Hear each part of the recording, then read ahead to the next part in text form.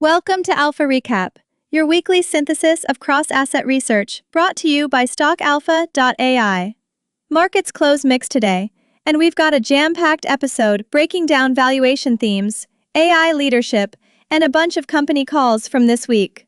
As always, if you have questions, you can reach us at StockAlpha.ai. Great to be here. So what really stands out here is how one theme, AI and compute, kind of threaded through almost everything we read this week. Totally. And we're going to hit the headlines company by company. But first, a quick roadmap. We'll run through Splunk, the big software names in identity and workflow, a few healthcare and medtech stories, and then pull it together with the cross-theme takeaways and what to watch next. Sounds good. Quick note, we'll be speaking in past tense since the trading day was over when this research dropped. All right, let's start with Splunk. Splunk was framed as an informational story this week. The research called it neutral because public financial metrics were thin. The price cited in the note was about $157 as of Friday, April 24. Right. And when a company isn't putting out routine metrics, it makes the stock jumpier around headlines. Analysts said any reappearance of ARR, customer counts, or gross margin trends would become the primary catalysts. So, that basically turns Splunk into an event-driven trade until they fill the disclosure gap. Exactly. When there's information asymmetry, both upside and downside move faster, because market participants don't have normal check-ins to calibrate expectations. Okay, next up, Okta. Okta was described as an identity platform at an inflection point. The research highlighted durable recurring revenue from identity and access management and cloud security tailwinds. But valuation and recent share volatility were called out as the key tension. Analysts flagged the usual software metrics. ARR, that's annual recurring revenue, customer adds, churn, revenue per customer, and margin trajectory. If those numbers stabilize, the premium multiple can make sense. If they wobble, the stock sensitivity spikes. Right. And the other thing is, they emphasized execution. So it's not just growth, it's growth quality. On that note, Bill Holdings, ticker aside, the company was portrayed as benefiting from corporate finance digitization. The price was about $37, and the market cap was roughly $3.7 billion as of Friday. Yeah, analysts stay constructive, but the callouts were negative earnings per share and stretched valuation versus profitability. They said the near term hinges on the company's Q3 fiscal 2026 release on May 7th. That's a specific catalyst to watch. And then DocuSign. The note said it had a valuation reset after a steep drawdown, trading near about $46. The thesis was that e-signature leadership plus workflow expansion could play out, but AI risks and balance sheet metrics like the current ratio reduced the margin of safety. So with these SaaS names, the theme keeps returning to recurring revenue health.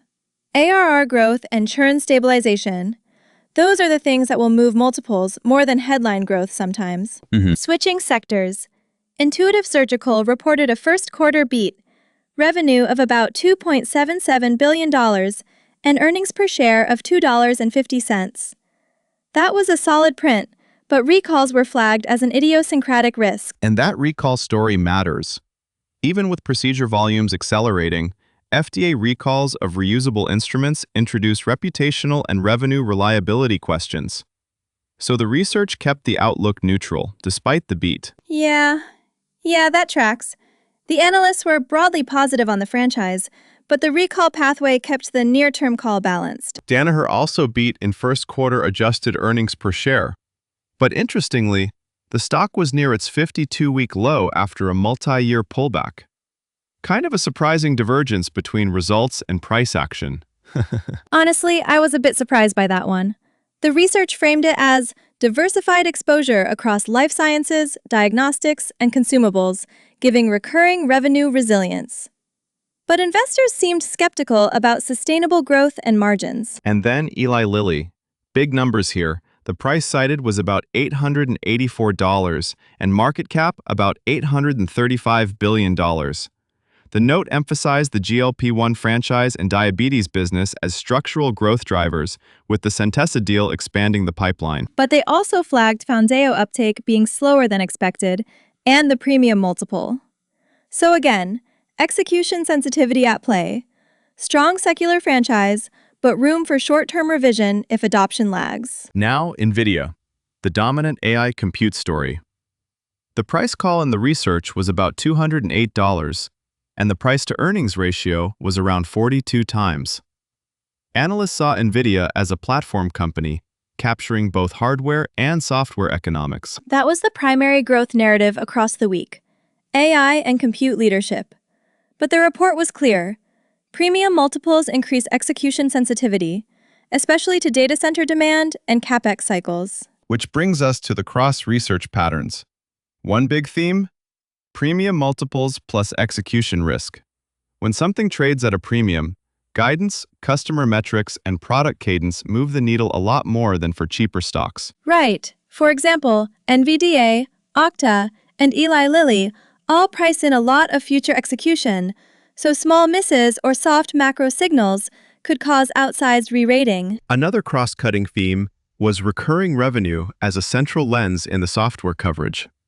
For Okta, Bill Holdings, and DocuSign, analysts emphasized ARR, churn, revenue per customer, and gross margin as the real gauges of quality. Yep, and AI came through as a two-way amplifier.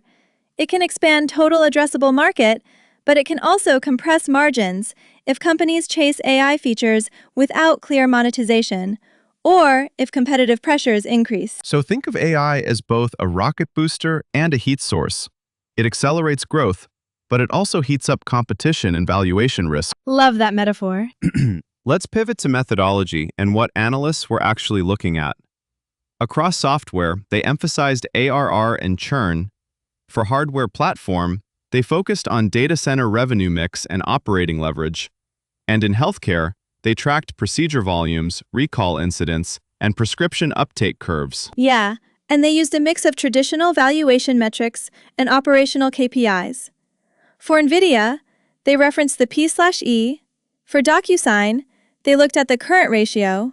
And for Bill Holdings, they cited market cap and profitability metrics. A useful pattern. Where data was missing, like with Splunk, the research treated disclosure events as primary catalysts. So when earnings or investor updates come back, expect volatility. Short reactions. Right. Yeah, absolutely. Okay. Practical implications the analysts highlighted were sensible. For premium multiple names, execution and guidance matter more than ever. For the SaaS cohort, revenue quality beats headline growth. And in healthcare, regulatory events can wipe out sentiment even after good quarters. And when disclosure is sparse, you get event-driven volatility. Splunk was the textbook example this week. Let's talk watchlist and catalysts. The research flagged Bill Holdings' Q3 fiscal 2026 release on May 7th as a big catalyst. Splunk's disclosure cadence was another.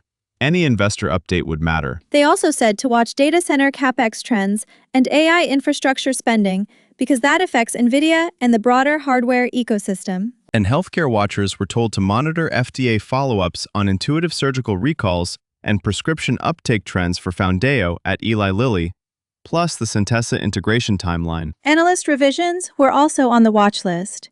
With premium multiples across several names, revisions to price targets or ratings can accelerate repricing. Now, a quick explainer for listeners. Why do premium multiples make stocks so sensitive? In plain terms, a premium multiple is like paying for future perfection. If the company misses or guidance slips, the expected perfection disappears, and the price tends to fall more sharply. And ARR and churn, two terms people hear a lot. ARR is annual recurring revenue, basically the predictable part of a subscription business. Churn is the rate at which customers leave. High ARR with low churn equals more reliable revenue, which supports higher multiples. Good point. Revenue per customer is another practical metric. It tells you whether customers are buying more from the company or whether growth is just from adding small customers that don't stick around. Short reaction. Hold on, say that again? Sure, revenue per customer helps you understand quality, not just quantity. Okay, final segment. Key takeaways. Takeaway 1. AI remains the dominant growth story, and NVIDIA is the clearest beneficiary. But premium valuation means execution and data center demand will decide near-term returns. Takeaway 2. In software, focus on recurring revenue health, ARR, churn, revenue per customer, and margins, because those operational metrics will drive re-ratings more than headline growth. Takeaway 3. In healthcare and medtech, regulatory headlines and product adoption curves can quickly offset good operating prints. The intuitive surgical recall example showed that plainly. Takeaway 4. When disclosure is thin, expect event-driven volatility. Splunk was called out as a neutral, informational story until more metrics are published. And practical next steps the research suggested? Watch Bill Holdings' May 7th release. Look for any Splunk updates. Track data center CapEx signals for NVIDIA. Monitor FDA follow-ups for Intuitive Surgical. And check Foundeo prescription trends at Eli Lilly. All right, that wraps our synthesis for the week. If you want more detail on any of these write-ups, everything sourced from the Alpha Research notes published this week. Quick reminder, this is informational only. Analysts note and describe metrics and scenarios, but this episode isn't personalized investment advice. If you have questions about anything we covered today, head to stockalpha.ai, where you can ask us directly, and we'll answer live.